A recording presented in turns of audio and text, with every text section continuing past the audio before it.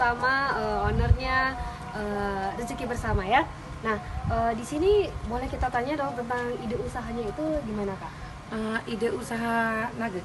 Ya. Ya, dulunya kan gini, maksudnya karena suami saya agen maksudnya sosis, jadi saya lihat pemasaran itu alhamdulillah bagus.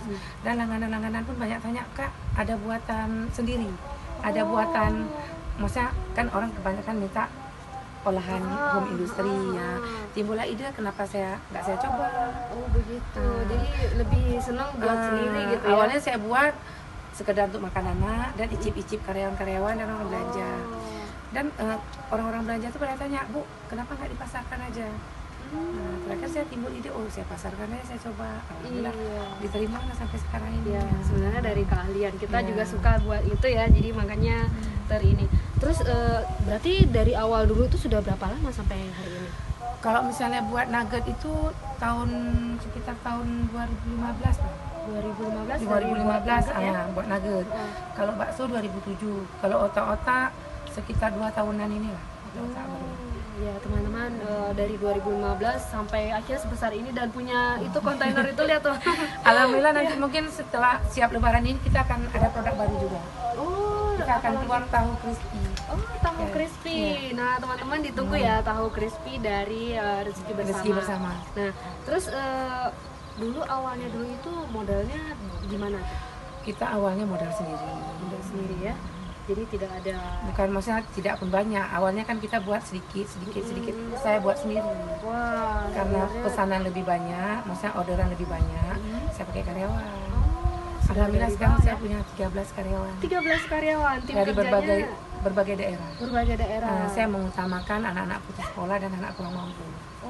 Karena saya bisa membantu menanggulangi pengangguran ya. Ini wanita yang luar biasa ya, karena memang menanggulangi pengangguran dan anak-anak. Kadang-kadang kan kasihan anak-anak itu. Ada juga sebagian karyawan saya yang bekerja masih siang hari, malam kuliah.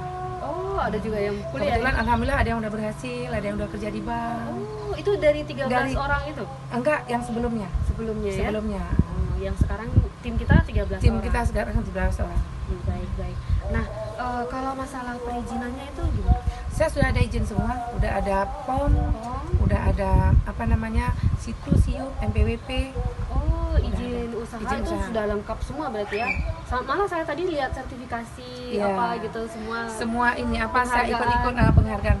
Sudah ada ya, malahan begitu. Nah, targetnya ke depan tuh gimana Kak? Kakak mau seperti apa usaha Kakak ini? Saya ingin usaha juga lebih maju dan lebih besar lagi dan bisa menampung banyak tenaga kerja lagi. Iya, sebaiknya. Alhamdulillah saya bisa membantu tenaga kerja juga kan, anak-anak yang kurang mampu dan berbagai daerah. Jadi akan saya tampung. Kerja ya. Saya pun istilahnya di sini saya disediakan juga tempat tinggal untuk orang itu kan.